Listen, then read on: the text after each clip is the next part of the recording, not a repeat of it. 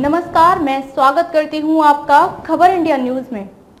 आइए नजर डालते हैं आज की खास खबर पर। अतीक अहमद हत्याकांड पर संजय राउत ने दी प्रतिक्रिया, कहा चाहे वह माफिया ही क्यों ना हो। अतीक अहमद हत्याकांड पर मीडिया से बात करते हुए संजय राउत ने कहा कि ये एक राज्य का विषय है, किसी और राज्य की कानून व्यवस्था पर बयान देना सही नहीं है।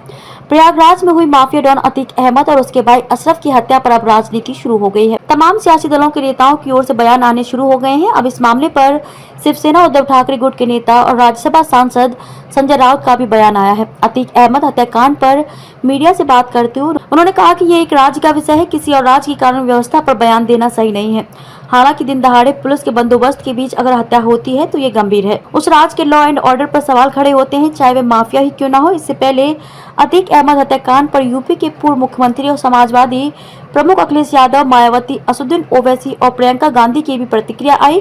अखिलेश यादव ने क्या कहा? अखिलेश यादव ने ट्वीट करते हुए कहा कि उत्तर प्रदेश में अपराध की पराकाष्ठा हो गई है और अपराधियों के हौसले बुलंद हैं।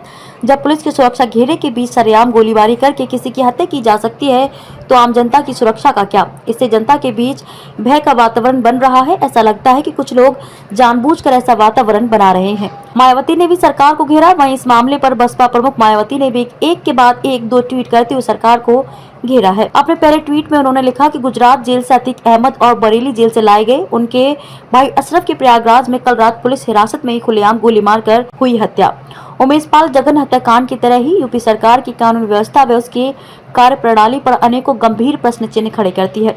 अपने दूसरे ट्वीट में उन्होंने लिखा कि देश भर में चर्चित इस अति गंभीर और अति चिंतनीय घटना का माननीय सुप्रीम कोर्ट अगर स्वयं ही संज्ञान लेकर उचित कार्रवाई करें तो बेहतर है।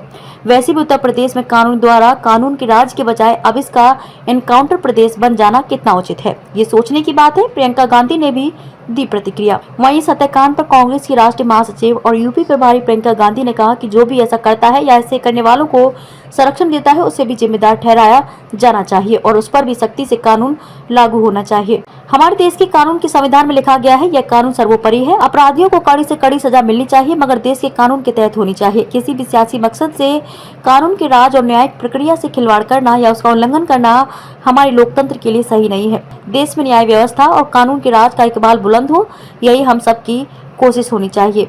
वहीं असदुद्दीन ओवैसी ने भी योगी सरकार को निशाने पर लिया। उन्होंने कहा कि यह एक कोल्ड ब्लडेड हत्या थी। यह घटना कानून व्यवस्था पर बड़ा सवाल खड़ा करती है। इसके बाद क्या जनता को देश के संविधान और कानून व्यवस्था पर भरोसा होगा?